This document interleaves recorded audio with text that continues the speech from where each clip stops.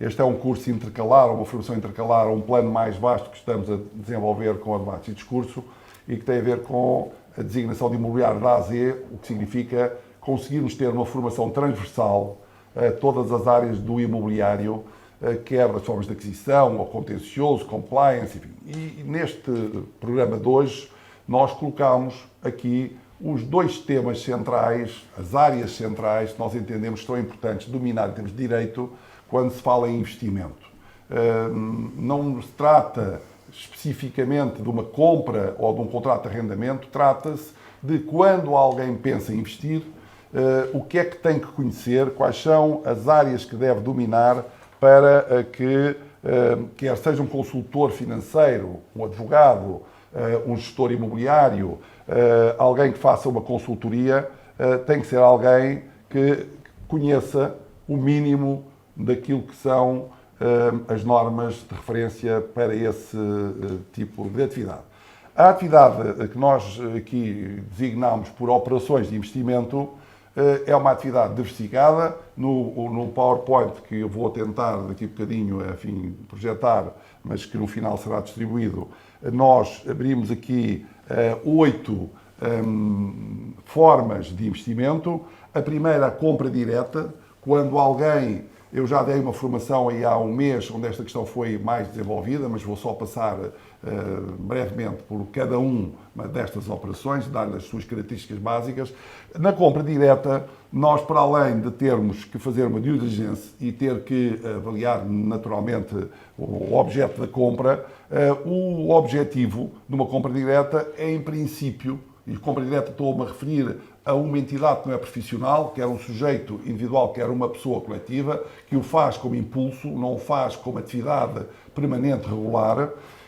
dizia que o objetivo é o quê? O uso da coisa, a sua revenda ou, porventura, obter rendimento. Não é muito comum que se faça uma compra direta em planta, por exemplo, para, não sendo profissional, para uma revenda, é mais para uma utilização. Temos também a compra para arrendamento, por isso é aquela compra que é feita tendo na base uma yield, tendo na base uma rentabilidade que se admite assegurada por um contrato de arrendamento, por isso a pessoa investe naquele ativo, sabendo que ele tem associado a uma renda, porque tem um contrato, que tem uma determinada maturidade, tem um determinado arrendatário, que esse arrendatário pode ou não pode satisfazer a renda, mas que em princípio se pressupõe que deva satisfazer essa renda, porque deve ter garantias, e consoante o investimento para rendimento, se o volume aumentar, se o valor do investimento aumentar, se a complexidade do investimento aumentar, naturalmente que o arrendamento, o senhorio, a renda, as garantias, torna-se mais relevante e por isso temos que atender naturalmente à avaliação, à due diligence, não só imobiliária pura do imóvel, como também a avaliação daquilo que é o pressuposto desta aquisição, que são as rendas que se prevê venham a ocorrer. Depois temos a compra para revenda, como operação. Esta compra para revenda tem como objetivo obter mais valias. Eu compro uma coisa, quero revendê-la, obviamente no espaço entre a compra e a venda tenho um período, projeto esse investimento para esse período e tenho uma saída do investimento. Normalmente esse tipo de atividade é uma atividade mais profissional, empresarial, mas não quer dizer que uma pessoa que tem uma poupança não possa comprar um T1 ou um T5 ou o que seja e depois com a intenção e depois venha a fazer a venda. Por isso aí o objetivo é obter o lucro, uma mais-valia entre aquilo que é o investimento e aquilo que é o desinvestimento realizado. A promoção imobiliária também tem as suas especificidades, na medida em que eu compro um terreno ou compro um projeto, que eu tenho que associar a esse projeto a forma de o construir ou de o reabilitar, se for uma ampliação. Enfim, todos conhecem a designação de promoção imobiliária, mas como estamos a ver, e é fácil de ver, dificilmente um particular não profissional, uma empresa não profissional, que não tem uma estrutura técnica de gestão e uma estrutura jurídica, se mete numa operação significativa de promoção imobiliária, enfim, que queira que seja segura e que permita ter uma margem no final da operação. A reabilitação urbana Também é uma operação um bocadinho distinta da imobiliária, mas muitas vezes se cruza com a operação imobiliária no sentido de construção, no sentido de reabilitação. Muitas vezes, quando se fala em reabilitação, estamos a falar praticamente de uma construção, só é nova porque se mantém a fachada, ou não é totalmente nova porque se mantém uma parte daquilo que está edificado num terreno maior. Também aí nós temos que atender que às vezes essa reabilitação carece da mesma estrutura da promoção e que tem a complexidade técnica de desenvolver, de reabilitar algo que já está edificado e com isso que tem que também ser objeto de uma diligência específica no que existe nas licenças, na sua regularização, na sua legalidade, na possibilidade de conectar o que está feito com aquilo que vai ser construído. Enfim, é naturalmente uma operação de alguma complexidade se tivermos a ver um investimento também de valor elevado. Temos aqui o alojamento local e o turismo rural só para distinguir do turismo em si, porque há muito investimento imobiliário que permitiu reabilitar as cidades, que permitiu dinamizar a zona interior do país e que foi feito um bocadinho não naquele investimento para venda ou para rentabilidade, mas no investimento para alojamento local ou turismo rural. Aquilo que se visa é a exploração dos imóveis para alojamento e obter rendimento, muitas vezes associado à prestação de serviços, quer de restauração, quer de serviços de acolhimento e divertimento, de programas que podem ser de dança, ou podem ser de yoga, ou podem ser de outro tipo de atividades que complementam aquilo que é a prestação de serviços de alojamento. O subarrendamento e gestão, colocámos ali como uma operação, porque, se bem que esteja associado às vezes ao alojamento local, sobretudo nas grandes cidades, tem às vezes alguma autonomia, que é alguém que arrenda uma casa para subarrendar e com a margem da renda e o subarrendamento poder ter proveitos e fazer uma gestão mais integrada, mais profissional desse processo. O investimento indireto em OICs, OSCIs, ou seja, em veículos regulados, organismos de investimento coletivo, são veículos regulados, é uma participação indireta, passiva, porque os ativos são os ativos que estão dentro destes veículos e a pessoa não investe diretamente no ativo, não domina totalmente o veículo, porque ele é regulado, mas tem uma participação convertida em dinheiro, não é? Naquilo que é a valorização dos ativos que estão dentro destes veículos. Porquê é que se apresentou isto de forma rápida, aqui numa ação de formação em que nós estamos, ou pretendemos, falar de direito, das normas necessárias a cautelar, a tornar seguro o investimento? Porque conforme a entrada, nós temos de ter uma saída. Eu vou fazer uma compra direta, tenho um cliente, ou eu sou alguém que estou a assessorar no plano contabilístico uma pessoa, uma empresa que vai fazer uma compra direta. As valências que eu tenho que ter são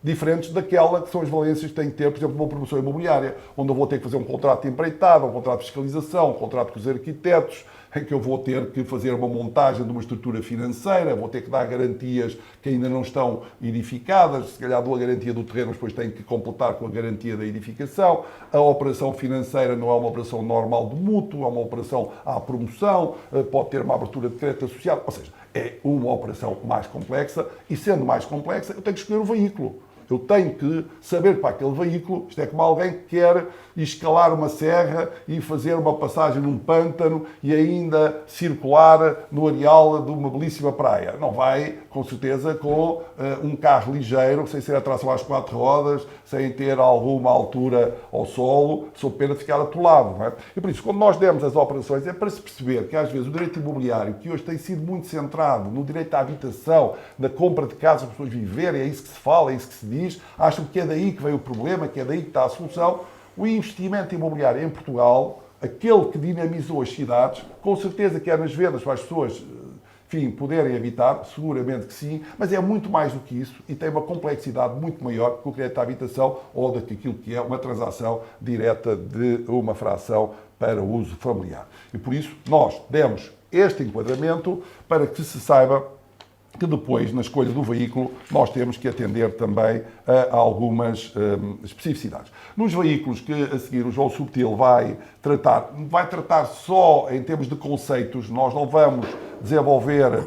quer as características, quer o procedimento de criação destes veículos, com exceção das SICs, das Sociedades de Investimento Coletivo, mas é importante que se conheça que o veículo, muitas vezes, também tem muitas vezes também tem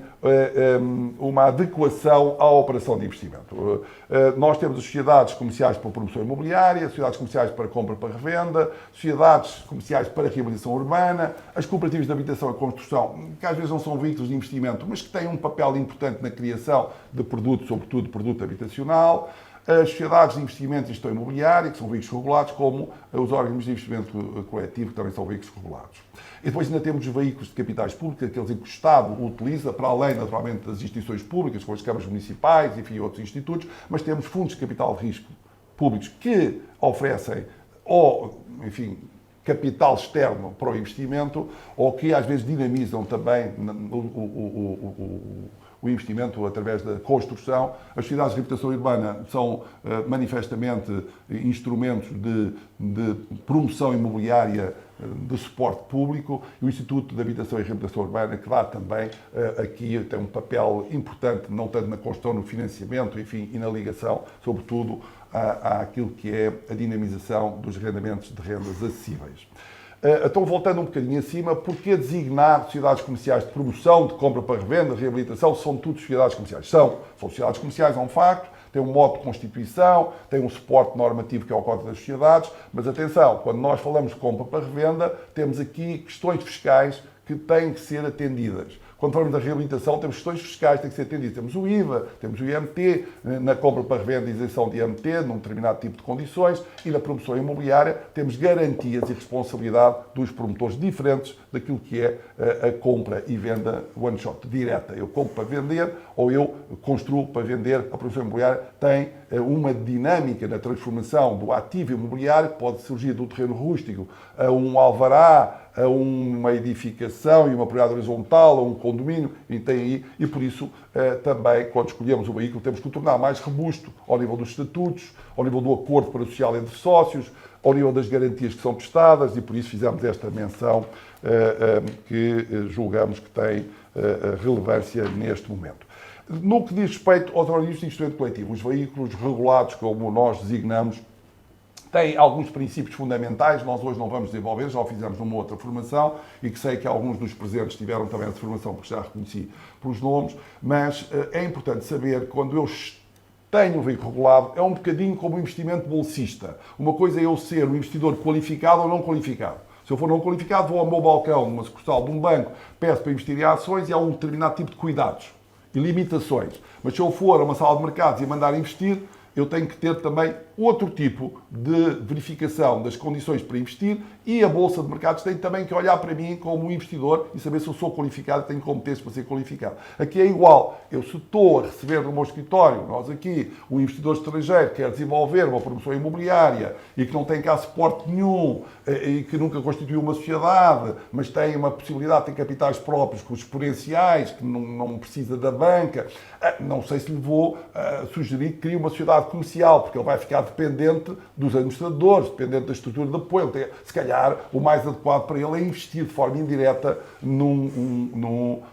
organismo de investimento coletivo, ou numa SIC, numa sociedade de investimento coletivo, ou mesmo num OIA imobiliário, para que ele possa ter aqui uma segurança jurídica, um acompanhamento, um profissionalismo, e por isso aquelas vantagens que estão ali não são mais que nós percebermos, e nós quem? Por isso é que esta formação tem epígrafe, investimento e direito imobiliário. Nós, aqueles que estamos a intervir no processo de investimento, nós, aqueles, independentemente de ter base jurídica, financeira ou contabilística ou só de assessoria, nós sabermos que temos que encaminhar as pessoas para um veículo que possa se comportar de forma mais adequada e que tenha, por isso, as vantagens desses mesmos veículos. Isso está também num PowerPoint, as vantagens dos veículos, que é aquilo que está antes de ser exemplificado, e agora temos os princípios fundamentais da regulamentação dos OICs. Isto tudo está nos PowerPoints mais detalhado e, enfim, para aqueles que depois tenham interesse, naturalmente conseguem atender facilmente lendo aquelas particularidades que eu estava aqui a tentar esboçar. Mas a regulamentação dos OICs dá, associado às vantagens dos veículos que ainda há pouco transmiti, dá uma segurança e uma proteção do investidor que é significativa, transmite uma igualdade dos participantes, o que dá, enfim, a vantagem de quando há sócios, quando há parceiros, e nós fazemos acordos parasociais em sociedades, aqui é muito mais fácil limitar e dar poderes de intervenção, dado que fica no próprio regulamento do veículo regulado aquilo que é a vontade dos seus intervenientes, criadores ou aderentes a esse mesmo veículo. A diversidade do risco e a prudência da gestão, na medida que esse veículo tem uma tutela, tem uma gestão de uma sociedade gestora, há que fazer a prudência e por isso o risco é limitado, não depende da vontade dos participantes, depende daquilo que são as práticas normais do mercado e o risco normal do mercado, e por isso não há o risco, agora passando aqui a redundância, de alguém, porque tem poder de uma sociedade de 51%, forçar o investimento todo em T1s se a prática de mercado é não ter só T1s, é diversificar entre T1s, T2 e T3. Por exemplo, é um exemplo um bocadinho básico, mas para se perceber que os veículos regulados têm gestores profissionais que podem limitar a vontade dos donos, entre aspas, dos participantes destes mesmos veículos. E depois uma questão importante que é a autonomia patrimonial daquilo que são os veículos. Numa sociedade, por muito que se blinde ao nível dos estatutos, de acordos parasociais, por muito que a administração tenha um mandato que não dá garantias, que não pode comprometer a sociedade em operações que não sejam estritamente ligadas, por exemplo, ao imobiliário, mas há sempre o risco de um sócio ter um problema, há sempre o risco de haver uma responsabilidade que vem perturbar a autonomia limitada de uma sociedade comercial. Enquanto que aqui a autonomia de responsabilidades dos OICs, dos veículos regulados, é total. Nem a sociedade gestora passa dívidas para o OIC, nem nós designamos muitas vezes por fundos, mas é muito mais do que fundos imobiliários, diga-se, mas pronto, para simplificar aqueles que não estão ligados a estas denominações, OICs aqui são fundos, digamos assim, e os fundos hoje são designados por OIAs imobiliários e por SICs, Sociedades de Investimento Coletivo, que são sociedades de investimento coletivo que têm a forma contratual, mas voltando ao tema, nós aqui temos uma segregação completa. Nem o Banco Depositário injeta responsabilidades no OIC, nem a sociedade gestora, nem os participantes. O que quer dizer que o desenvolvimento daquele projeto, que está sustentado em determinado capital dos participantes e, porventura, capital alheio, se faz com muito mais autonomia. A transparência e publicidade de informações, a supervisão externa por parte da CMVM, muito relevante, a existência de avaliação dos ativos e uma tendencial liquidez das unidades de participação é tendencial na medida que em Portugal nós não temos um mercado secundário ainda de venda de unidades de participação que permita dizer eu tenho ali, como tenho ações, vou à bolsa e sei a cotação, vou tentar vender e em princípio atinjo o valor de cotação, se houver naturalmente compradores a dar ordens de compra, mas não há uma liquidez, na medida que eu não consigo ter um mercado para vender, mas há uma maior possibilidade de converter unidades de participação em dinheiro, na medida em que a avaliação dos ativos é uma avaliação também ela regulada. Bom, depois temos o regime sancionatório, os procedimentos respectivos, os benefícios fiscais relevantes destes OICs, que estão também na regulamentação. Nós vamos agora passar a uma parte que o João Subtil vai dar de uma forma muito tópica, mas que é importante, que é o processo de constituição. E porquê é que é importante falarmos neste momento no processo de constituição dos veículos? Porque, como dizia ainda há pouco, as operações,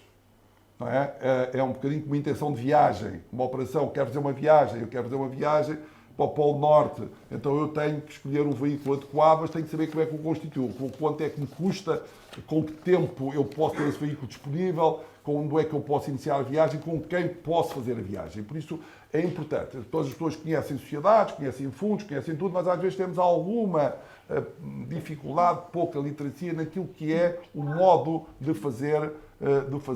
essas sociedades. Diz-se muitas vezes, uma sociedade é na hora, e por isso é que há aqueles nomes esquisitos, que ultimamente temos ouvido falar sobretudo de uma sociedade que está aí na moda, um nome assim muito esquisito, e às vezes nós tivemos aqui um cliente que pediu o nome daqueles automáticos, depois trouxe a sociedade já com uma denominação que nós constituíssemos, e a sociedade chamava-se Bom Ladrão, e ele queria comprar imóveis. Não é assim um nome muito sugestivo, e há outras que é Sombra Oculta, e outro que é Sombra Desviante, e outra, aquelas sociedades que vêm naquela lista infindável de coisas malucas que nós temos que usar. Bom, não é só esse problema de ter um nome que às vezes não dá uma boa aparência na denominação do veículo, depois de constituído, é também que às vezes entra-se por uma constituição automática e depois é preciso ter acordos parasociais, ter estatutos mais elaborados e às vezes o fazer aquilo automático 24 horas a seguir, o que se tem que fazer era melhor fazer logo de início com um determinado detalhe. Eu vou passar aqui ao João Subtil o levantamento breve deste tema. Boa tarde. Pegando então aqui um pouco naquilo que estava a ser, e dando continuidade àquilo que estava a ser a apresentação, de uma forma geral, daquilo que poderão ser os veículos de investimento imobiliário. Em Portugal, tradicionalmente, e noutros países, obviamente, mas em Portugal, conhecidos veículos de investimento imobiliário, ditos os veículos mais tradicionais, portanto, aqueles que são, de uma forma geral, mais utilizados pelos investidores ou por pessoas que pretendem fazer um investimento no imobiliário, serão sempre considerados e teremos que considerar sempre as sociedades por cotas ou as sociedades anónimas. As diferenças aqui, e não me irei alongar, como já foi dito, são, penso, conhecidas por todas, mas uma sociedade por cotas terá sempre um substrato daquilo que são os sócios para uma realidade de investimento, se calhar um bocadinho mais simbólica, mais simples. O capital social poderá ser constituído com um euro. A responsabilidade, digamos assim, daquilo que é a responsabilidade dos sócios perante uma responsabilidade da insolvência da própria sociedade estará sempre limitada àquilo que é o património da empresa e, portanto, segregamos aquilo que é o património do sócio, que é o património da empresa, ou mesmo se aplica também ao caso das sociedades anónimas. Não acontecerá, por exemplo, se a sociedade, seja anónima ou por cotas, recorrer a um financiamento e no âmbito desse financiamento existir alguma garantia, for subscrita alguma garantia pessoal, aval, ou que seja, de um sócio, e nesse caso poderá ficar com essa porta aberta numa situação que corra mal no futuro, o seu património pessoal ser levado também para o pagamento de alguma dívida que tenha resultado da atividade imobiliária dessa sociedade. Mas pronto, não entrando por aí, como também poderá existir numa situação de um gerente, uma dívida ao Estado, mais à frente, uma situação de reversão fiscal, mas não vamos entrar por aí. Em regra, estas sociedades limitam a responsabilidade daquilo que é o património da sociedade, mas existem outras menos atrativas que também estão reguladas no Código das Sociedades Comerciais, como elas são as sociedades de nome coletivo, as sociedades em comandita, são sociedades menos utilizadas para o investimento imobiliário, como para outros, na medida em que a responsabilidade é ilimitada dos sócios. Os sócios, sabemos que a atividade imobiliária, embora toda a gente entenda que seja ou dito de uma forma assim um pouco ligeira, que são um negócio seguro, uma pessoa compra imobiliário, vende imobiliário e nunca perde dinheiro, mas como qualquer negócio, um negócio imobiliário comporta risco e entrar por uma sociedade onde a responsabilidade é ilimitada e, portanto, poderá contaminar aquilo que já é o património dos sócios,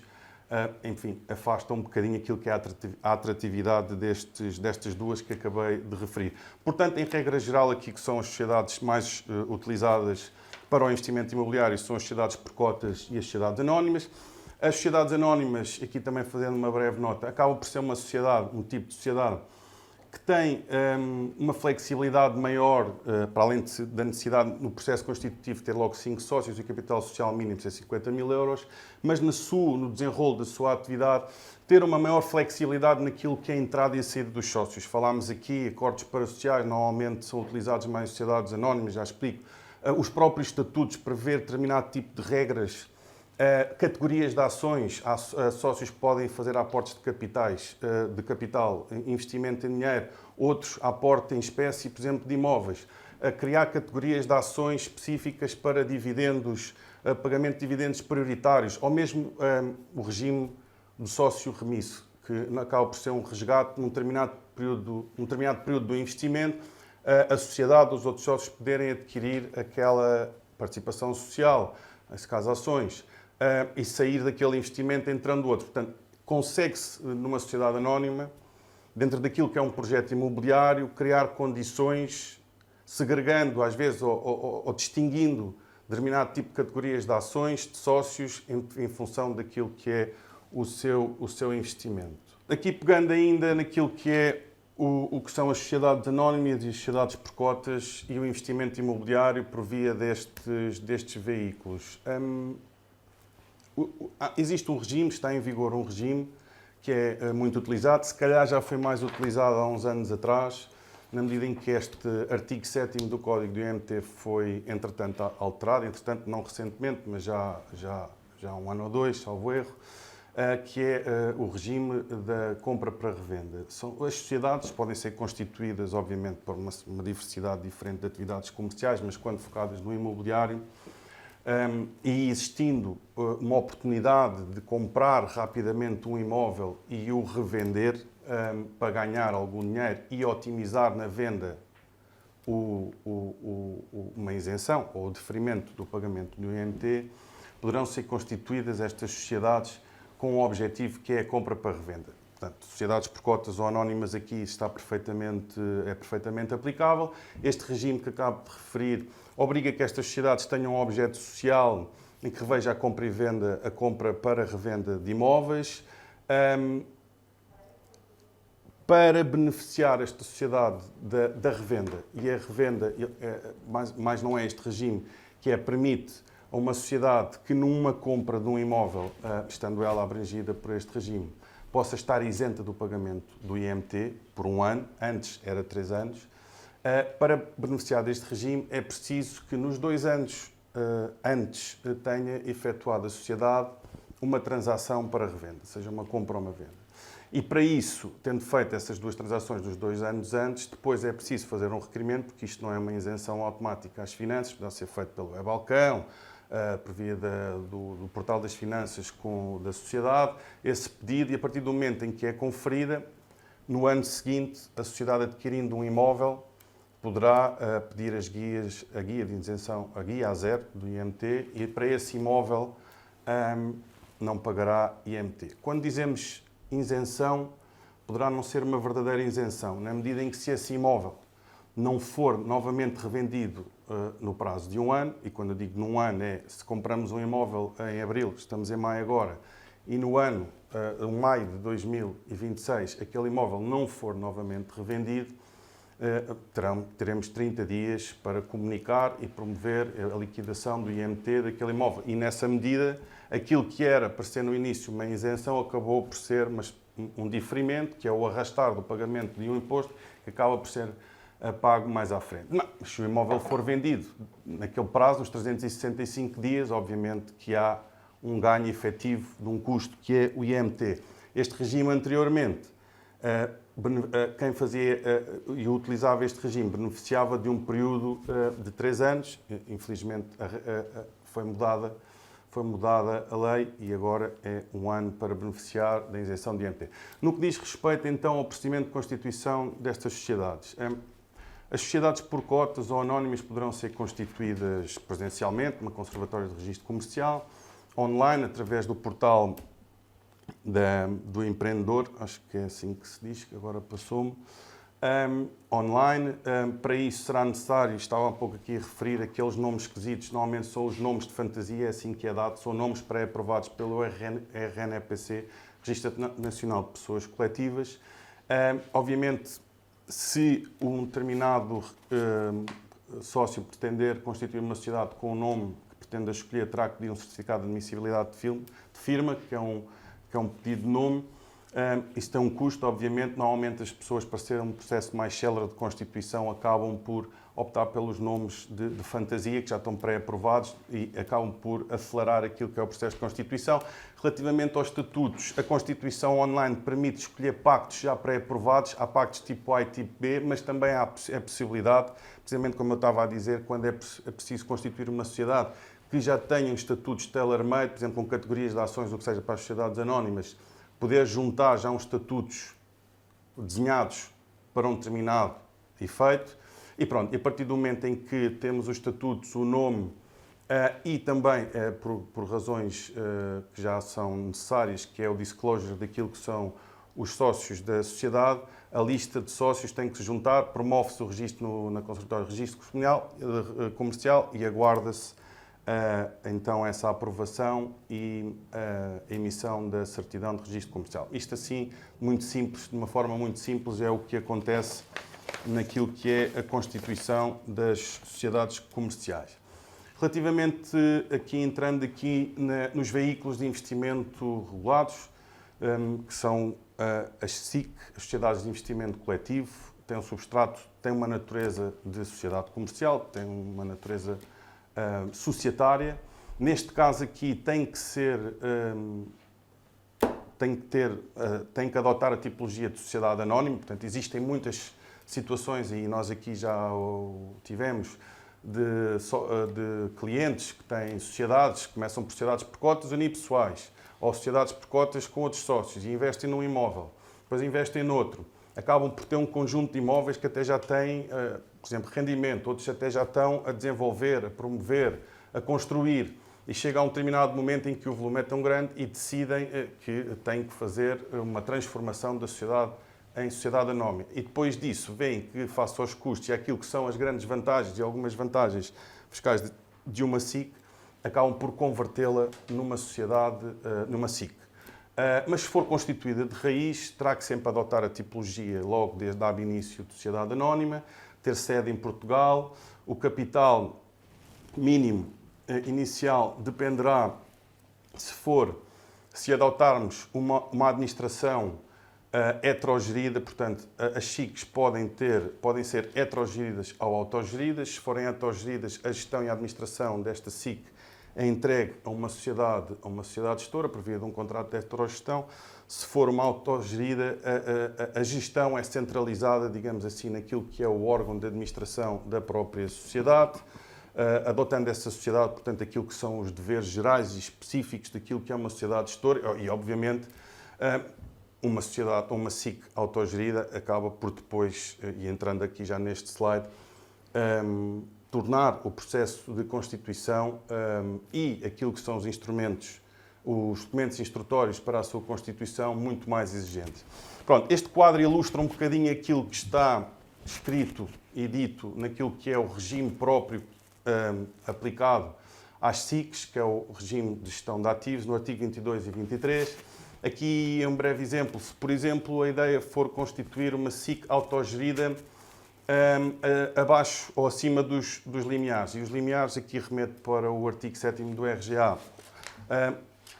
está sujeito à autorização prévia da CMVM. A CMVM terá um prazo de 3 meses, prorrogável por 1 mês, para emitir uma decisão, se sim ou se não àquela constituição daquela SIC, mas se for abaixo dos limiares já são 30 dias, e depois existe aqui uma válvula ou uma situação em que, para os demais casos de SIC abertas ou fechadas de subscrição pública, uma situação em que há um prazo de 15 dias tem que haver uma decisão, não existindo, há um deferimento tácito. Nos dois anteriores, como estava a referir, não existindo uma decisão da CMVM nestes prazos, dos 3 meses mais 1 ou 30 dias, para as SICs autogeridas,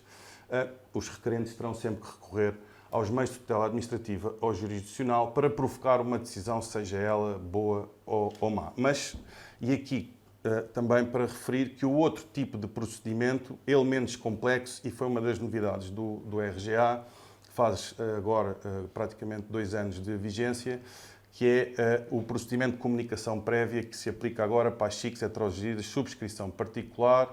e também para a constituição dos seus compartimentos patrimoniais autónomos. Aqui basta juntar os documentos, aquilo que são os documentos instrutórios, promover a submissão do requerimento de constituição no BOE, que é o portal online para este efeito,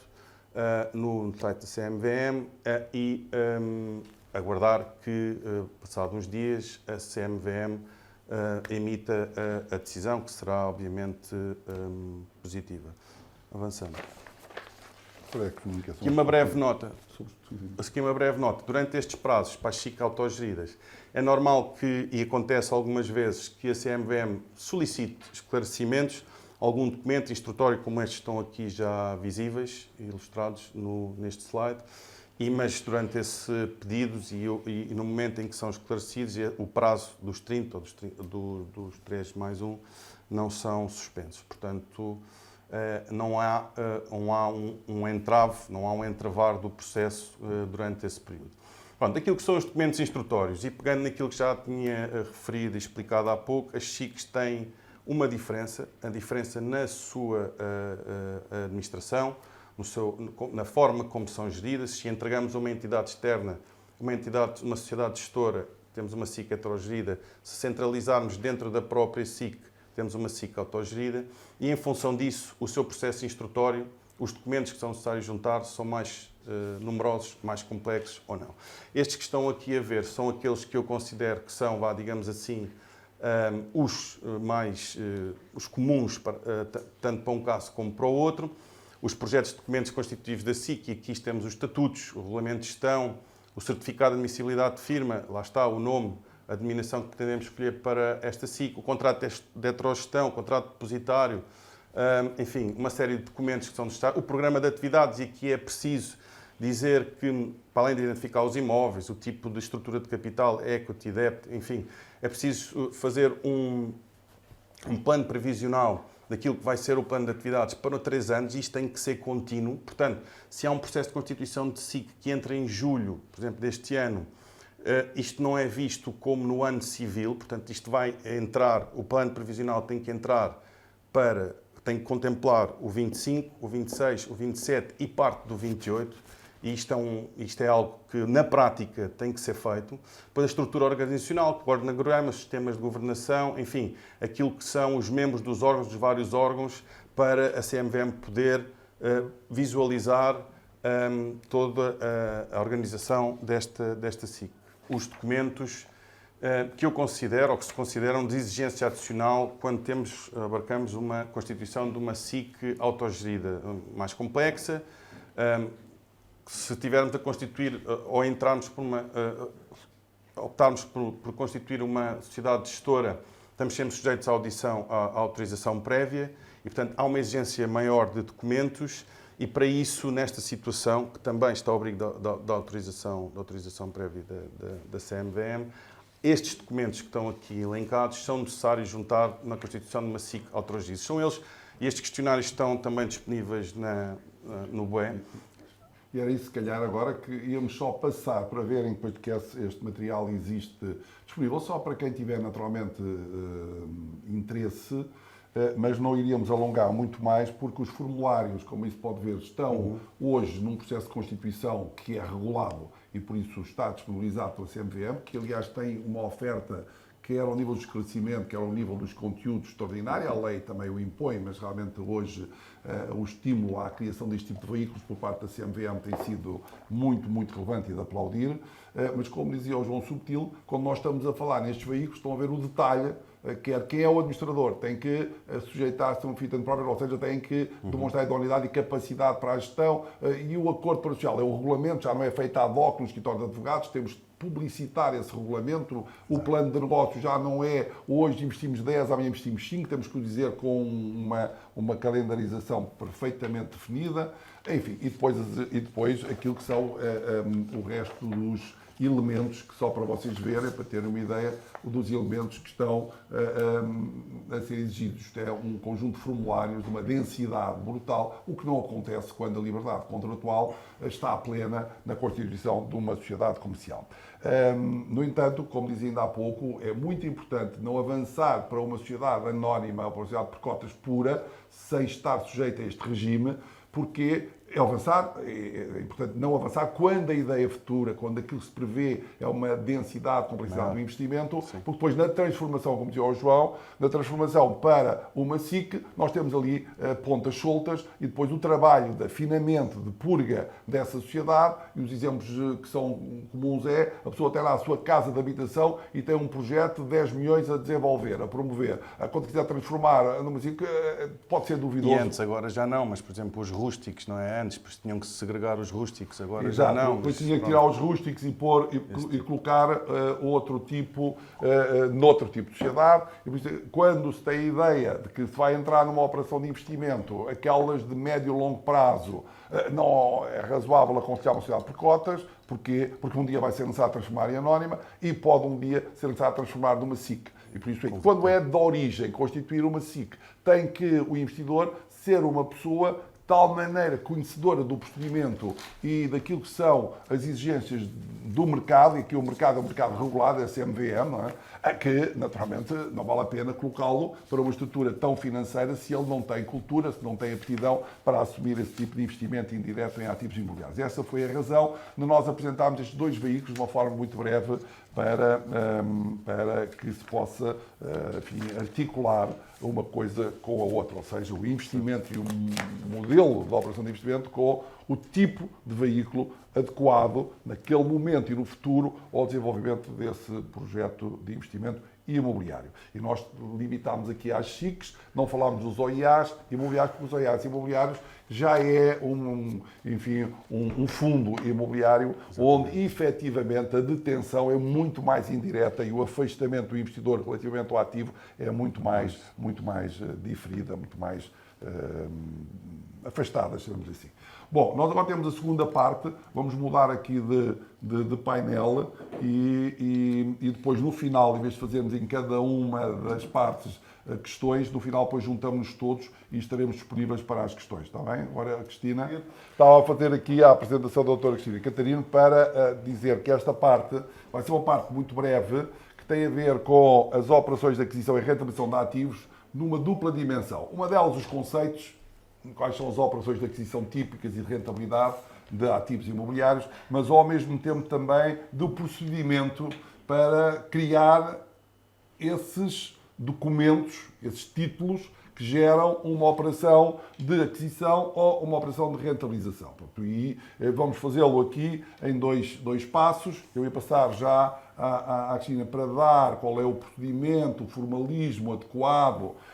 para se concretizar. Depois, na parte final, sobre as operações, os contratos de rentabilização de ativos, eu irei também dar-vos aqui algumas pistas. Cristina. Boa tarde a todos. Como está? Muito obrigada pelo convite, doutora Cláudia. Ora bem, boa tarde. As operações de aquisição, montada a operação, escolhido o tipo de operação, importa que haja uma parte final de conclusão e, estando a falar de transmissão de imóveis, estamos a falar de escrituras públicas. Escrituras públicas ou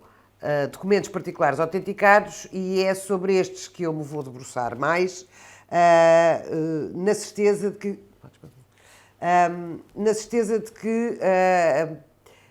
toda a gente tem que estar ciente que fazer uma escritura ou fazer um documento particular autenticado tem exatamente a mesma segurança jurídica, porque estes documentos particulares autenticados, que podem, vou só dizer DPAs, até para ser mais rápido, o que acontece é que nós temos exatamente, nós advogados,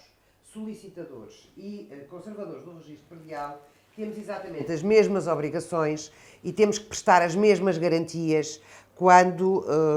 nos propomos em fazer a conclusão da transmissão de um ativo imobiliário. O que acontece é a documentação que é solicitada, a verificação da documentação. Nós fazemos nesta fase final de conclusão de transmissão do ativo, mas porque já houve uma fase prévia, que são as chamadas due diligence, que se fazem em termos de imobiliário, em que tudo tem que ser visto ao detalhe, mas mesmo que escape alguma coisa, quando chega a esta fase final, como eu costumo dizer, aqui é o António Subtil, que às vezes não gosta muito, dizer isto é o Z, porque como é da A a Z, este é o Z. Isto, quando chega ao Z, a triagem final é feita. Nós, numa DPA, tal como um notário, não temos que estar a opinar nem a pronunciarmos sobre a montagem da operação. Nós vamos nos dedicar exclusivamente à formalização e a todos os pormenores. O documento particular autenticado, como eu já disse, em termos de documentação, temos que ter exatamente as mesmas exigências e temos do que se o ato for praticado perante o notário, mas há aqui uma diferença na formalização, e essa diferença é o seguinte, é que enquanto num documento particular autenticado nós temos uma formalização de um ato entre as partes, nós temos um contrato e esse contrato vai ser formalizado perante nós e estamos a falar de uma formalização com as características de ato de transmissão de um imóvel. Não faz mal, mas depois mesmo os slides...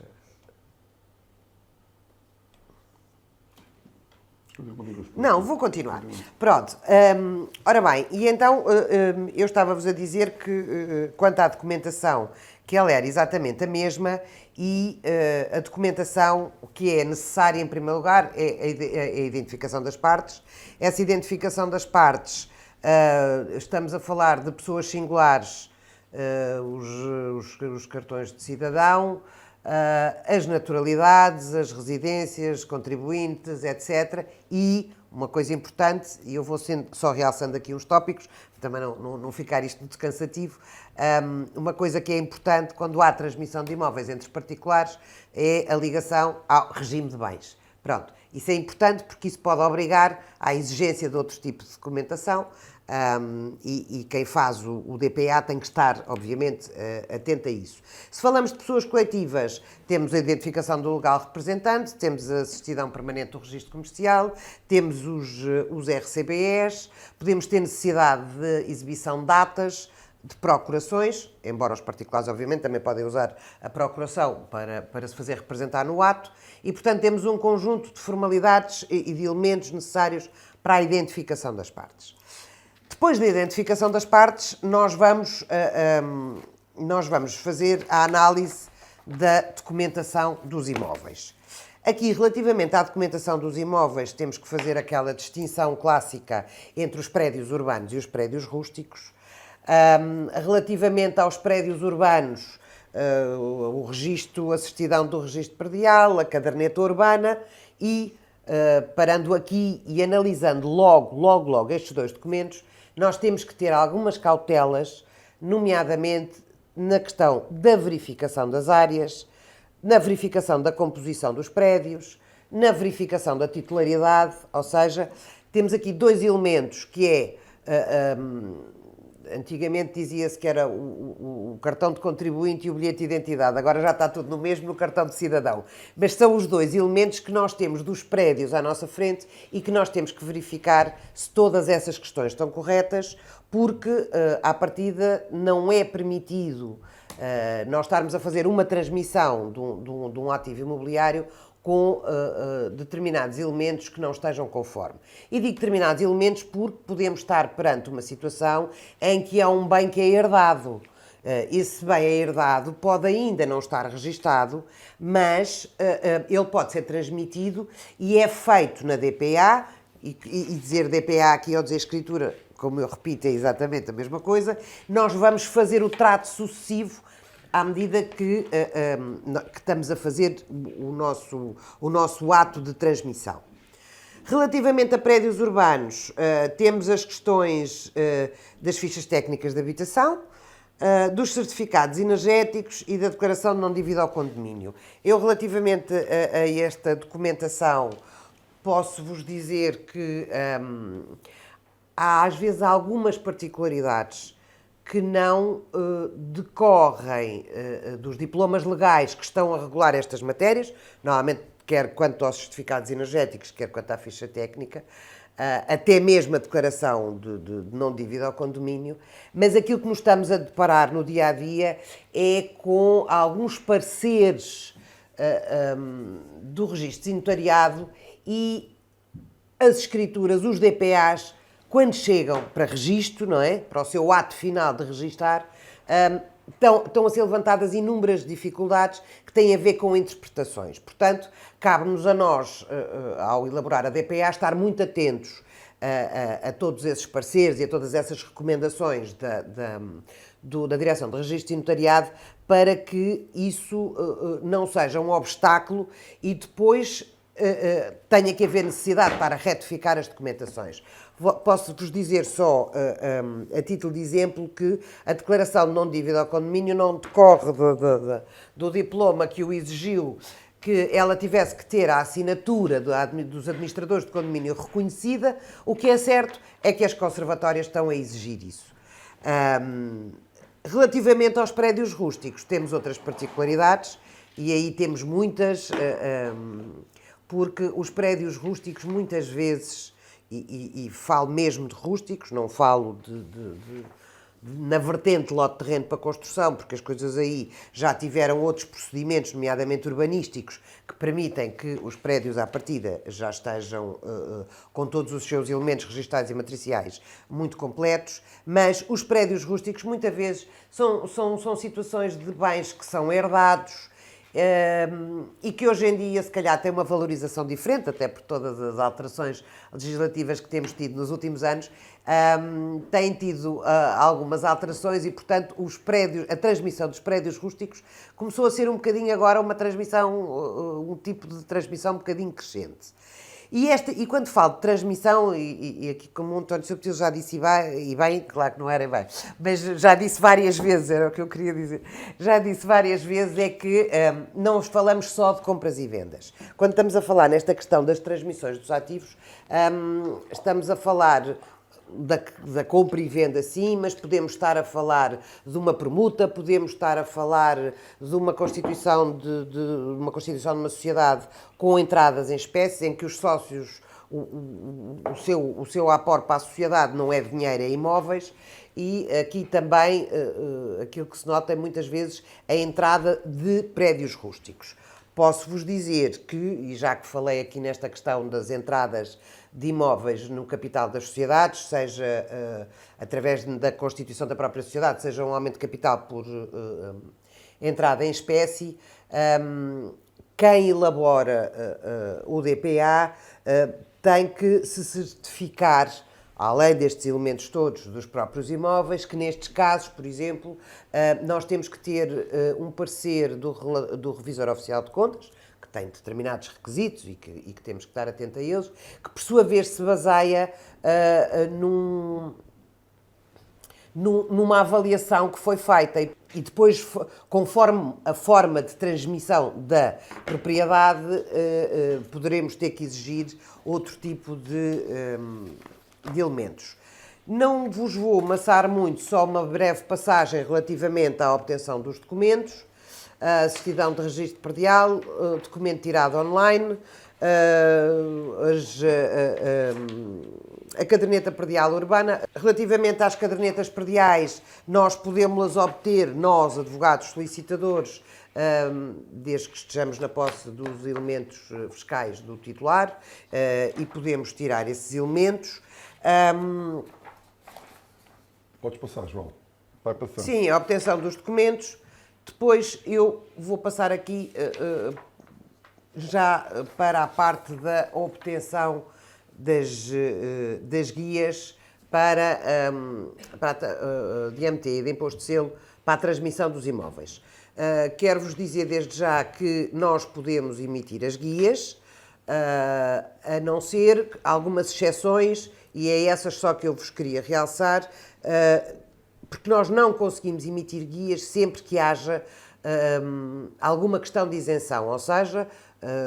como todos sabem, há situações em que pode haver isenção em virtude de um benefício fiscal existente nessa transmissão e, portanto, essas guias têm que ser sempre tiradas no Serviço de Finanças, onde nós vamos pessoalmente ou pedimos também através do balcão, que normalmente funciona muito bem. E é que, após estarmos seguros que o imóvel que queremos transmitir ou que queremos adquirir cumpre todos os requisitos para o objeto da transação e do negócio que vamos fazer, eu acho que das coisas mais importantes hoje em dia, e não serei eu, obviamente, a pessoa também mais habilitada para o fazer, mas quero alertar e quero levantar só algumas questões que têm a ver com o estudo do impacto fiscal e dos benefícios fiscais que pode existir conforme o tipo de transação que for escolhida a fazer, mas cada vez mais os benefícios são menores. Há alguns importantes, até recentes, da habitação dos jovens, e aí estamos a falar de uma vertente de habitação. Estamos a falar ainda de alguns benefícios relativamente às reabilitações, até nomeadamente de IMI,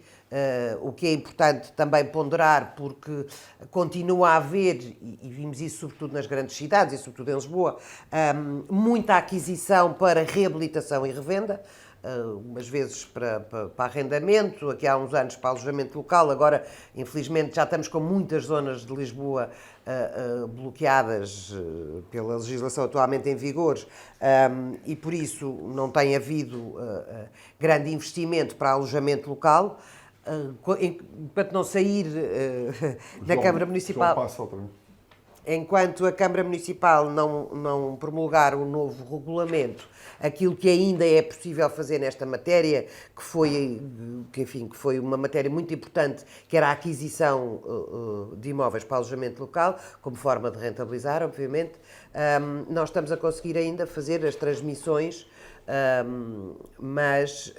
mesmo assim com muitas dificuldades, porque eles estão a ser muito criteriosos e exigentes, porque querem terminar muito com qualquer hipótese de novos alojamentos. Não, estava a falar e falei brevemente aqui de uma parte fiscal da isenção do IMI, das isenções de compra para a habitação própria permanente. Obviamente que terá sempre que se ver a legislação que está na altura, porque estas matérias fiscais, como todos sabemos, também têm alguma oscilação. A seguir, se faz favor. Obrigada. O Estatuto dos Benefícios Fiscais é o diploma legal que nos orienta e que determina as regras pelas quais esses benefícios podem ser obtidos, quais as condições, como é que eles se obtêm, são todos a requerimento, tem que se fazer do Serviço de Finanças, e no DPA nós temos que fazer menção, no caso das isenções, nós temos que fazer menção à certidão das finanças, que permitir que aquele ato de transmissão seja feito sem liquidação de guias. Relativamente à compra para revenda, o João Subtil já falou aqui relativamente ao IMT, só dar este apontamento que relativamente ao IMI há aqui uma isenção de 3 anos que ainda pode ser renovada, e há uma isenção nova, chamemos-lhe assim, que é aplicável aos terrenos para construção de habitações e que só existe enquanto se mantiver pendente nas câmaras municipais os processos de licenciamento. Portanto, será um benefício pequeno, mas já é mais um benefício. Depois temos os imóveis classificados, temos prédios, partes de prédios. É sempre importante também perceber e ver do ponto de vista fiscal, e estou-me a repetir nessa matéria, mas é muito importante perceber se, em termos fiscais, aquela transação que nós vamos fazer, aquele negócio que está a ser montado, o que é que nós conseguimos obter em termos de benefícios. Pode passar, João, se faz favor. Pronto, em resumo, eu faço-vos aqui uma breve explicação para que não hajam dúvidas do que é a diferença entre um DPA e uma escritura. Uma escritura já toda a gente sabe. Aqui o documento particular autenticado, por acaso há aqui uma pequena gralha, mas eu vou explicar brevemente. Como eu vos disse, é assim, há um contrato feito entre as partes e há uma confirmação legal que nos é dada pela lei, portanto passamos a estar imbuídos desse poder de certificar que aquela operação, que as partes quiseram celebrar aquele contrato, que aquele contrato não enferma de nenhuma, ilegalidade, e que está celebrado, portanto, de acordo com a lei, e nós a seguir vamos confirmar isso, vamos explicar o ato que está a ser celebrado às partes. E depois a seguir, depois das assinaturas, temos de fazer uma coisa muito importante, que é o depósito online do documento particular autenticado. Para que tenha a validade formal pública aquele documento, terá de ser depositado numa plataforma que é a plataforma do registro predial, em que está lá uma parte de depósito de documentos. Chama a atenção que o documento tem que ser depositado pela pessoa que autenticou, portanto não é possível estar uns a fazer uma coisa e outros outra. A lei exige que sejamos quem faz o documento particular autenticado, quem o reconhece no final, terá que ser a entidade que faz o depósito e, como estamos a falar de transmissão de imóveis, a seguir, depois de ter esse depósito e com o código que nos é dado desse depósito online, vamos fazer o registro da transmissão do imóvel, esperando assim ver concluída esta operação imobiliária da AZ com este final da transmissão definitiva do imóvel. Há aí algumas escrituras a título de exemplo. Não vos vou amassar com isso, mas permite-vos um bocadinho também perceberem os documentos exibidos, os documentos que ficam arquivados. João, passa para a página 49, está bem? Bom, eu vou agora aqui ter uma intervenção de explicar estas minutas de uma forma breve, só para completar aqui um bocadinho. Nós estávamos na parte do formalismo, daquilo que eu referi ainda há bocadinho, que é o procedimento, como é que se constitui o ato de aquisição ou uma permuta ou outro ato, mas nós limitámos aqui as minutas a permutas, aquisições de compra e venda e aumentos de capital ou entradas em espécie em capital de sociedades. Demos as 3 minutas para depois suscitar algumas perguntas vossas, não disse sobretudo, mas eu, dado que nós temos que avançar no tempo, temos a avançar porque temos pouco tempo, eu só queria dar nota que estas operações são algumas das operações de formalização de transações de natureza imobiliária. A compra e venda, natureza básica, seria o ato mais importante que eu penso que os cidadãos, a título individual, fazem, a maior parte, que é comprar a sua casa, pois as pessoas têm ideia do que é uma compra e venda. A permuta menos, e o aumento em espécie, aumento de capital em espécie, aumento de entrada com imóvel em espécie numa sociedade, ainda menos. Mas não deixam de ser atos que nós temos que perceber qual é a natureza, é um termo um bocadinho jurídico, mas sobretudo as características. Quando se fala que o problema da construção, o problema do desenvolvimento imobiliário é que não há terrenos, ou há terrenos para quem não consegue construir, ou há terrenos para quem quer transformar esses terrenos em habitações, mas não tem a fase intermédia suscetível de ser concretizada, ou porque não tem dinheiro para fazer financiamento, ou porque não tem capacidades para o fazer. No passado, tudo isto era resolvido através de um mecanismo que era uma permuta de bem futuro. Ou seja, as pessoas entregavam o terreno e recebiam em troca uma fração, 2 frações, consoante o rácio que viesse a acordar, que fossem construídas. Não é? Pois a facilidade do crédito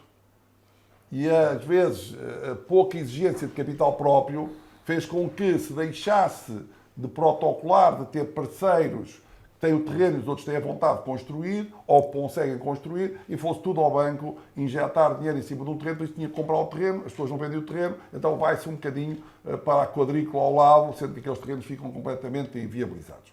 E essa falta de jogo jurídico, capacidade de contratar de forma um bocadinho mais complexa, que é a permuta, foi isso que levou à intensificação de outro tipo de negócios, como as compras e vendas, por exemplo, de bem futuro. Ou seja, a pessoa vai comprar hoje uma coisa que não existe. Vai comprar uma fração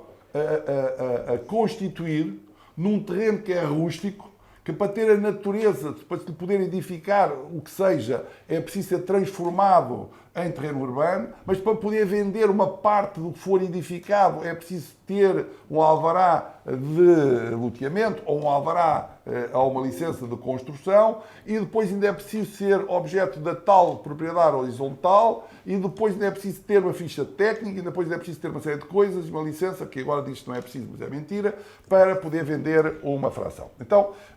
a permuta é uma forma de trocar uma coisa imóvel por outra imóvel, ainda que possa haver tornas, ou seja, haver uma compensação, um equilíbrio em dinheiro. Para que essa permuta aconteça, que muita gente diz que são 2 compras e vendas de sentido cruzado, e de alguma maneira são, se fossem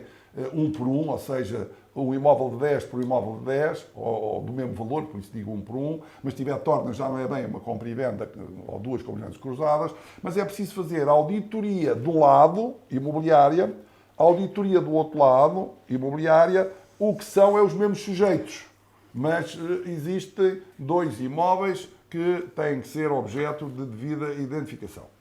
Estas transações de permuta, parecendo mais complexas, às vezes não o são. Se elas tiverem, digamos assim, imóveis já constituídos, já criados. Se for uma permuta por bem futuro, aí já é uma operação um bocadinho mais complexa.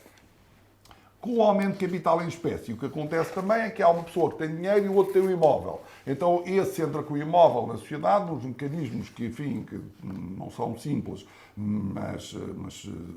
eu diria que com um bom acompanhamento financeiro e contabilístico, mais um advogado, não é nada que não se possa fazer em 15 dias. Então, essa entrada em espécie faz com que ao lado do $1 milhão de euros, fique um imóvel de 1 milhão, já há capital próprio de 2 milhões e esse, se calhar, já é suficiente para ir ao banco pedir mais 3 milhões e para desenvolver uma promoção imobiliária. Porquê é que tens chamado estes 3 exemplos para o contexto desta formação? Porque no contexto desta formação o que nós queríamos dizer, queríamos transmitir, quando se investe, é preciso conhecer os institutos, não é, que podem levar a uma transação, sendo que nas 2 primeiras, compra e venda e permuta, nós designamos, ou enfim, o comum da literatura designa por asset deal, são acordos sobre ativos e efetivos. O outro é um share deal no sentido que não é bem, porque não há uma... Enfim, mas pelo menos há um lastro imobiliário, mas o que se forma são capital, podem ser ações que são o resultante da entrada em espécie. E por isso nós podemos ter atos jurídicos sobre imóveis diretamente ou atos jurídicos sobre uma capa, sobre uma sociedade, sobre ações que têm subjacente uma realidade imobiliária. E por isso nós integramos aqui o terceiro exemplo naqueles que são operações de formalização de natureza imobiliária. Nós, ao darmos aqui digamos, este procedimento e daquilo que a Cristina Catarino referia da A a Z, é porque hoje, apesar de se anunciar a simplificação, não é? E as pessoas vêm, muitas vezes, investir em Portugal julgando que investem como investem na Bolsa, que é clicar no botão e transformam o dinheiro em ações e obrigações ou outros títulos de natureza mobiliária. E, efetivamente, em Portugal, apesar das grandes paragonas, que há uma simplificação, não é nada disso que acontece. Como puderam verificar, tenho os slides convosco, depois podem confirmar, nos documentos que nós temos que exibir hoje, após uma transação imobiliária, não é? Nós, para além da certidão predial, da inscrição matricial, da licença, do alvará em algumas situações, se for a primeira transação, da ficha técnica, da ficha de habitação, de isto, daquilo, nós temos uma cascata, digamos, pendurada no ato, que é aquele ato que leva às assinaturas daquilo que são os outorgantes. Por isso, não há uma simplificação, não há um número, um código-número, um código de barras, que a gente fica lá com o nome e com o negócio e ele arrasta todas as outras operações. Em alguns sítios, em alguns países, as garantias imobiliárias vão com o imóvel. O que quer dizer que nós não temos que destratar uma hipoteca e fazer outra hipoteca, não é? Quando se compra um imóvel, a hipoteca pode ser transmitida com o imóvel. Vende-se o imóvel pelo valor líquido, não é?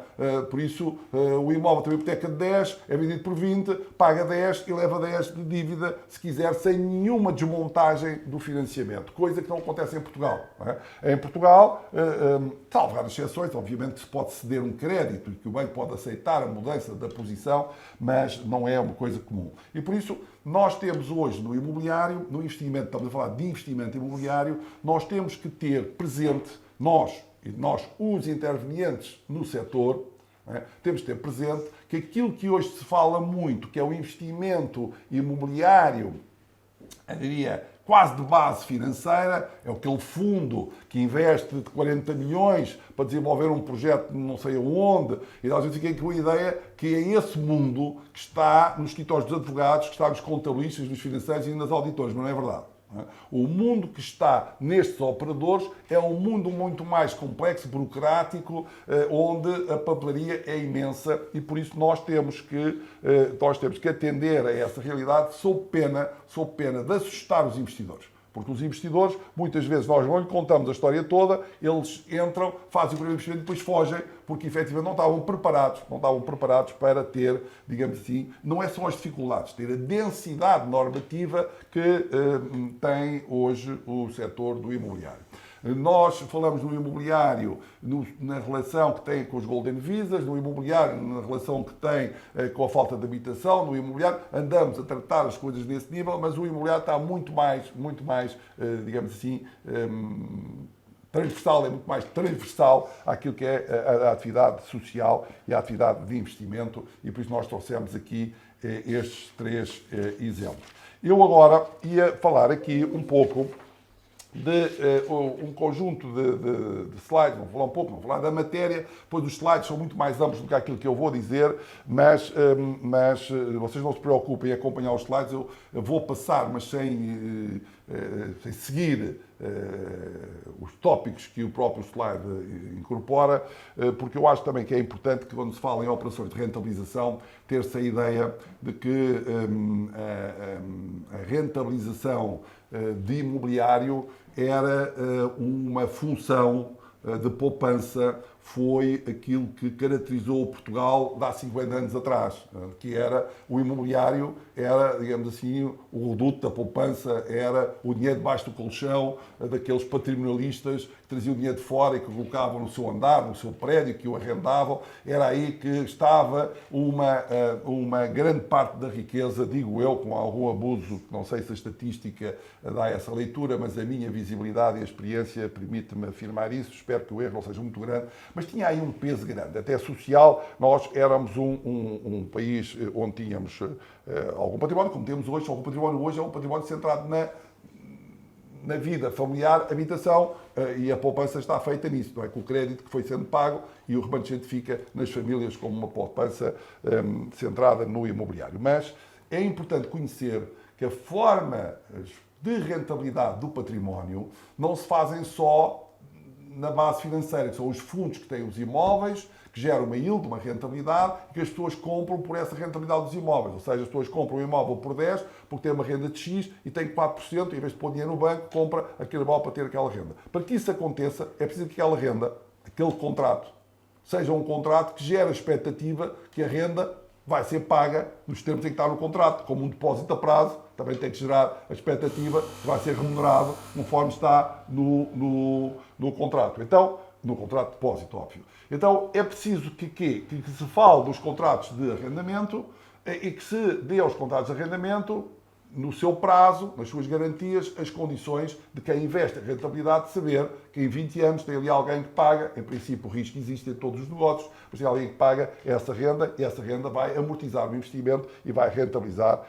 esse mesmo investimento. Nós temos um problema naquilo que é a lei do arrendamento, sobretudo na parte da habitação, na parte hoje não habitacional está um bocadinho mais, enfim, tratado e mais resolvido, mas ainda temos esse problema. Mas há outras formas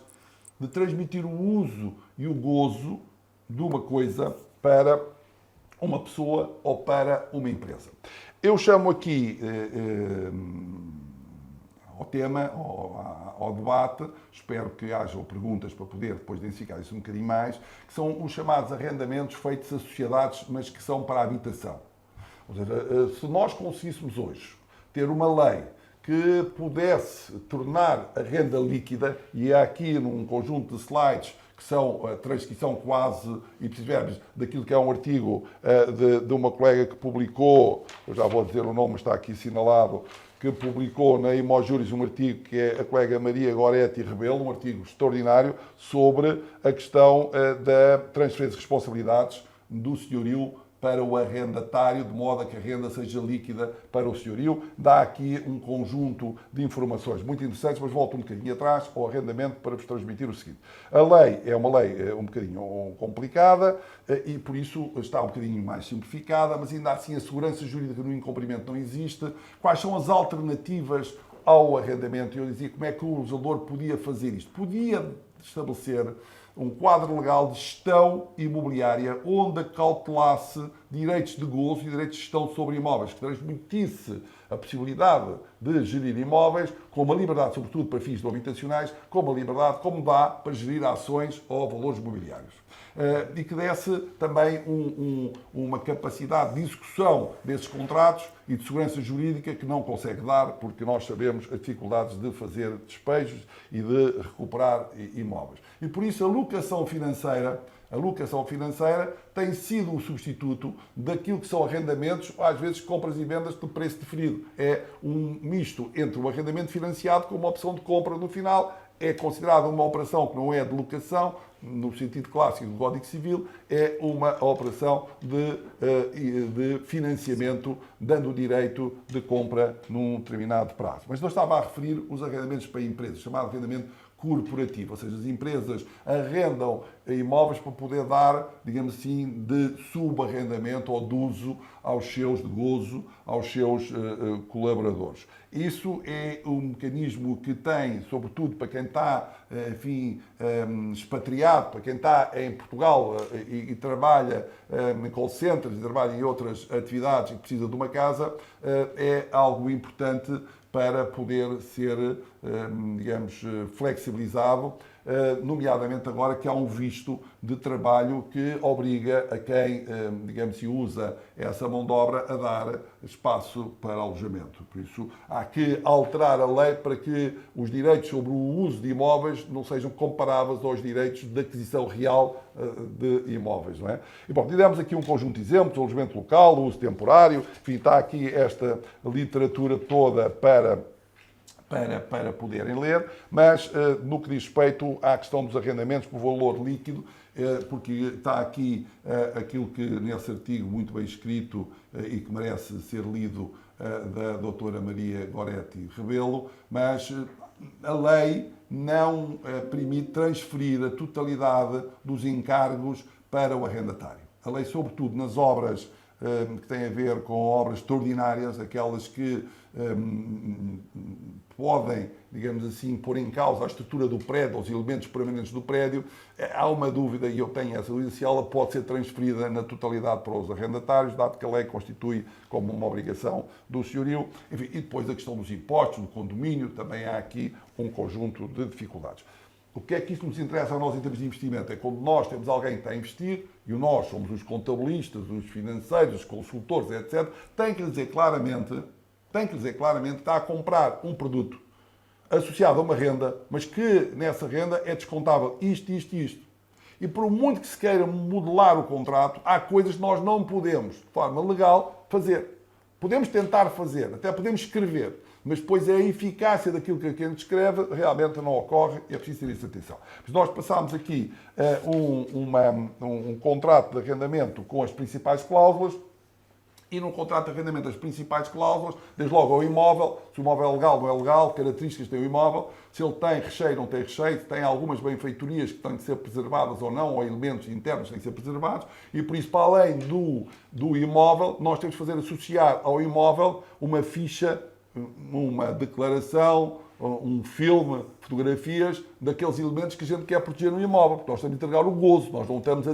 definitivamente a transferir o imóvel como numa compra e venda para o lado de lá. Nós estamos a dizer que aquilo que vai para o lado de lá, um dia vem para o lado de cá. Então temos que dar-lhe o recorte, não é, perfeito do que é o objeto do imóvel, porque ele não é visto na certidão predial, porque a certidão predial não tem fotografia, não tem vídeo, e nunca teria uma fotografia atualizada, é como a nossa, que às vezes temos uma fotografia no LinkedIn, e eu às vezes fico surpreendido como é que colegas meus de curso no LinkedIn parecem que são meus filhos, mas é porque eles não mudam a fotografia ou no WhatsApp, e aquilo também é a mesma coisa. Quer dizer, nas fichas que existem hoje, até na ficha de habitação, não tem lá aquilo que é elementos, às vezes, de personalização do apartamento. Por isso, nos arrendamentos nós temos um negócio e um objeto imobiliário, mas temos também acoplado, às vezes, elementos que não são tipicamente imobiliários, por isso temos ali que ter isso como um negócio misto entre aquilo que se entrega e a renda que pretendemos que seja a contrapartida. O prazo também é muito importante, dado que o prazo vincula o arrendatário também vincula ao senhorio. Temos de definir, sobretudo nos arrendamentos não habitacionais, hoje que há uma liberdade de prazo muito grande, temos de definir bem o prazo. Não é dizer, olha, eu estou a comprar um imóvel, a minha intenção é da rentabilidade. E o advogado diz, então eu vou fazer o prazo máximo, por ali 30 anos. Não, porque se eu tenho a noção de que o imóvel tende a valorizar no futuro, porque eu comprei num subúrbio e sei que daqui a 10 anos a cidade, ou admito, a cidade pode chegar lá, eu não tenho interesse em estar a fazer um arrendamento, por muito que eu estabeleça a atualização das rendas,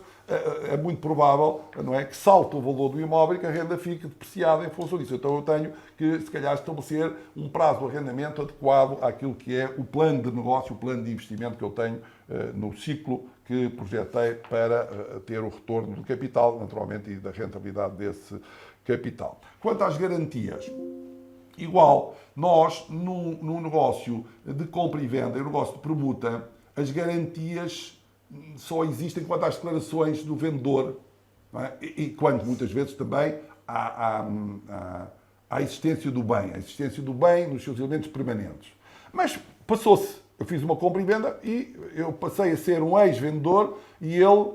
um ex-comprador. Passa a ser proprietário e eu passo a ser ex-proprietário. Não é? Mas num arrendamento mantém-se. Não é? Numa cedência de locação de loja no centro comercial mantém-se. Numa locação financeira mantém-se. Por isso, as garantias em contratos de rendimento não têm nada a ver com as garantias em contratos, digamos assim, de transmissão. E essas garantias têm que estar associadas ao valor do bem e suas características, ao valor da renda e ao perfil, sobretudo, do arrendatário, que é quem presta garantias. E essas garantias têm diferente natureza. Não é? Nós temos hoje um quadro legal que é muito, muito viçoso em garantias, mas a lei limita que o pagamento de rendas antecipadas possa ser para além de determinadas medidas, porque não vale a pena dizer, olha, vou um contrato de 5 anos e pagas tudo à cabeça, não dá, mas há garantias que não são proibidas, garantias bancárias, fianças, etc., que podem ser estabelecidas para tornar mais seguro e tornar, sobretudo, a rentabilidade mais madura, mais permanente e com menos contingências. E isso é também relevante. Relativamente ainda a outras cláusulas que nós podemos aqui analisar. Quanto à finalidade, voltando aqui ao princípio, que também é muito importante. Nos contratos de cedência de uso de imóveis, a licença tem uma importância um bocadinho limitada. É preciso ter licença, é preciso ter adequação àquilo que é o uso da coisa, mas muitas vezes a licença pode ser dispensada, pode ser. Então hoje nós temos esta novidade de parecer que se pode transmitir coisas ilegais e que não têm licença, em desconformidade com a lei, com os planos de ordenamento do território, com os alvarás, não sei o quê, fica-se com a ideia que eu posso arrendar o que entender e não tenho que sequer exibir ou mencionar a própria licença. É discutível, não vou entrar aqui em pormenores, mas chama a atenção que muitas vezes, simplificar este tipo de requisito é anunciar o litígio para um futuro curto, próximo e com as consequências que nós daí não podemos deixar de informar o nosso cliente, o nosso interlocutor. Quanto à renda e à atualização da renda, o escalonamento da renda em rendas não habitacionais, há aqui alguma liberdade, não é? Pode-se estabelecer a questão das benfeitorias associadas ao crescimento da renda. Se for o senhorio a fazer benfeitorias ou atualização, pode atualizar a renda. Se for o arrendatário, perde as benfeitorias. Na nossa minuta abre aqui duas hipóteses, mas esta questão das benfeitorias não é assim tão líquido que uma pessoa que faça benfeitorias, ainda que no contrato diga que no final do prazo perde as benfeitorias todas, pode, em algumas situações, existir um enriquecimento sem causa apesar da declaração e por isso entende-se que é discutível, é mais um litígio, é mais trabalho para os advogados, convém que isto não fique muito esclarecido, senão nós temos de nos dedicar a outras coisas, mas também não vale a pena transmitir aos investidores, olha, eu li o contrato tem um prazo, tem uma renda, e eles fizeram obras, e quando aquilo foi entregue valia 1 milhão, agora com obras já vale 3 milhões, e no final perdem tudo, e a gente não pode, ficamos com aquilo e não devemos, não somos obrigados a dar nada em troco, porque aquilo é tudo perdido. A questão não é muito líquida, a não ser que o enquadramento que se faça o enquadramento que se faça da operação leve a atender a que foi essa a verdadeira vontade das partes. Depois temos também aqui, nas garantias, já falei, os fiadores, com a menção própria de que a fiança é para o contrato, para as suas renovações,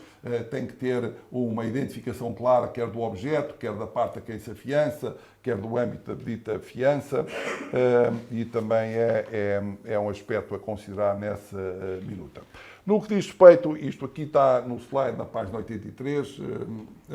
no que diz respeito à sublocação e cedência da posição em contratos de arrendamento, e aqui falamos naturalmente em contratos de arrendamento não habitacionais, que são aqueles que são feitos para rentabilidade. Mas porquê? Não pode haver rentabilidade em rendas habitacionais? Pode. Portanto, o legislador fez uma legislação específica para as rendas acessíveis, dando isenção de tudo para os senhorios, criando seguros de cumprimento, quer do senhorio, quer do arrendatário, melhor, do arrendatário em situação de desemprego, em situação de insolvência, criou ali um mecanismo que desse uma certa segurança à renda, mas o que nós conhecemos é que não há propriamente investimento ainda hoje em Portugal em fazer casas para dar de arrendamento e alguém compra as casas arrendadas e não, para centros comerciais, para lojas, para escritórios, há investimento ligado à rentabilidade desses espaços. Para a habitação ainda é muito ligeira essa opção, ou esse investimento, não tem um valor significativo, está a crescer, esperemos que venha a crescer, mas a coisa não é assim tão exponencial o seu crescimento como tem acontecido nos arrendamentos não habitacionais. Já tinha falado nos arrendamentos corporativos de empresas, a possibilidade de depois nesse arrendamento serem colocados no espaço colaboradores ou terceiros. Há uma discussão saber se um contrato feito por uma empresa, tem, enfim, a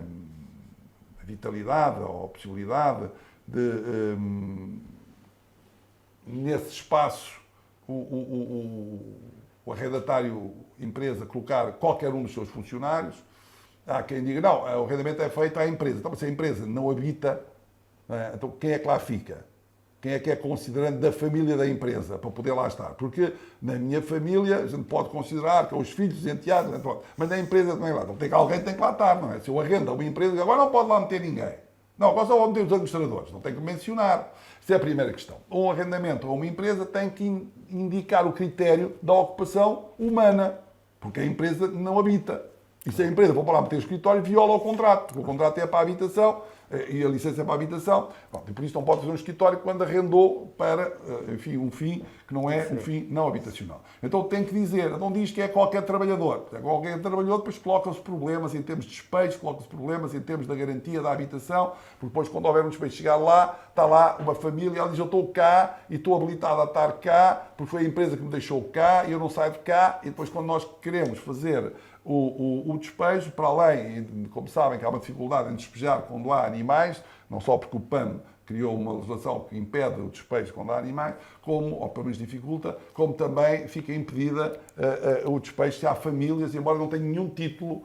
relacionado com o senhorio. É por isso que há dificuldade em uma empresa tomar de arrendamento para dar aos seus colaboradores, porque depois tem receio que venha daí um problema futuro. Então, é preciso ou de estabelecer subarrendamentos para esse efeito, ou que exista um direito de cedência do espaço no título que o arrendatário entenda, o arrendatário empresarial entenda. Ou então limite o leque, o perfil das pessoas que pode ocupar. Quer dizer, podem ocupar 2 trabalhadores de cada vez, senão é isto que também está a acontecer. Como não há limite nenhum, é os trabalhadores, então numa casa de 2 assoalhadas estão 50 trabalhadores, são 100 trabalhadores, porque nem o senhorio pode dizer que são muitos, porque ele não limitou no contrato. Então nós também temos que fazer um contrato de acordo com as exigências, com os problemas que o mercado está a gerar. Bom, isto é uma cláusula que no passado não tinha relevância nenhuma, hoje passa a ter uma relevância imensa. Porque quem vai se arrendar, sobretudo nos vistos que agora de trabalho que estão a ser fomentados para, sobretudo, grandes operações. Não é? O TGV, o novo para milhares de trabalhadores, há uma empresa que obtém vistos para 100 trabalhadores, tem que desdar a casa, porque a lei agora, na resolução do Conselho de Ministros que aprovou, obriga a dar alojamento, com certeza que esse alojamento não vai estar todo em contentores, não é? Também vai estar em casas que alugam. Como é que pode-se colocar lá as pessoas? Também tem que se perceber e o contrato tem que ser feito adequadamente ao momento que estamos a viver, para que o negócio prospere e os objetivos políticos que levaram a essa criação desses vistos especiais também se atinja. Bom, depois no final deste conjunto de slides, eu tenho aqui um tema que é uma abordagem mais abrangente do direito à habitação, para se perceber que o direito à habitação pode tratar da maneira, da densificação que tem a lei, que permite várias formas de uso da habitação, também tem alguma ligação ao imobiliário, sobretudo ao imobiliário que possa ser valorizado em rendimento ou em mais-valias, porque nós já tivemos uma iniciativa das rendas forçadas e amanhã podemos ter uma iniciativa da desocupação forçada ou da utilização forçada, ou o que seja, e é preciso perceber que os bens imóveis servem para a utilização das famílias, utilizamos por habitação, para a utilização comercial, para a utilização industrial, para a utilização de serviços, para a utilização disto e daquilo, mas uma grande componente é para a utilização das famílias e a legislação tem que ser conhecida para quando nos fazem perguntas, na posição em que tivermos, consultores, advogados, contabilistas, etc., a gente possa dar uma informação efetiva de como é que em Portugal se trata a primeira utilização dos imóveis, que é quando ela é para a habitação. Bom, eu acho que nós agora vamos fazer aqui um pequeno intervalo para mudar de painel e depois a seguir vamos tratar, e no final vamos ter o debate, como já referi, mas vamos tratar da questão da responsabilidade dos dirigentes dos veículos de investimento imobiliário e também da prevenção do branqueamento de capitais e da corrupção naquilo que é um setor que é tido pelo legislador como um setor de risco, de elevado risco. E não é só de elevado risco por envolver montantes muito elevados, também é de elevado risco porque estas operações que nós falámos são complexas e não é como investir na bolsa, que é clicar num botão e compra e vende ações de milhões e milhões e milhões. Parece que isso não tem risco, mas comprar um T2, um T3, um T5, um imóvel para reabilitar, para demolir, para fazer, tudo isto tem um risco imenso e depois o legislador construiu, à volta desse risco, construiu um quadro normativo denso e nós vamos tratar nesta parte final desse quadro normativo relativo às responsabilidades, à prevenção, no fundo, o compliance empresarial relativo às sociedades imobiliárias.